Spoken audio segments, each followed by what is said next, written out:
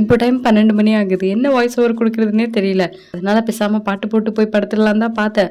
ஆனா பாட்டு போடுறது அதை விட பெரிய கஷ்டம். என்ன பாட்டு போடணும்னு தேடி அது கரெக்ட்டா 1 நிமிஷத்துக்கு YouTubeல அவைலபிளா இருக்கணும். ஸோ எதுக்கு அப்படின்னு வாய்ஸ் ஓவரே குடுக்க வந்துட்டேன். என் தங்கச்சி ஊர்லேருந்து வந்திருக்கான்னு சொல்லியிருந்தேன்ல, அவ என் யூடியூப் சேனல்லாம் பார்த்துட்டு இருந்தா. இந்த ரெக்கார்டட் வாய்ஸ்ல உன் வாய்ஸ் மாதிரி கேட்க மாட்டேங்குது, டிஃப்ரெண்ட்டா இருக்குதுன்னு சொல்லிட்டு இருந்தாளா, அது வரைக்கும் எனக்கு என் வாய்ஸ் மாரி தான் கேட்டுட்டு இருந்துச்சு. இவ சொன்னதுலேருந்து தான் நான் கேட்கும்போது ஏதோ புதுசா இருக்கிற மாதிரி இருக்கு. இது ஏன் குரல் இல்லையே அப்படின்ற மாரி தோணுது. இப்போ நீ என்னதான் சொல்ல வர அப்படின்னு நீங்க கேட்கலாம். எனக்கே தெரியல நான் என்ன சொல்ல வரேன்னு.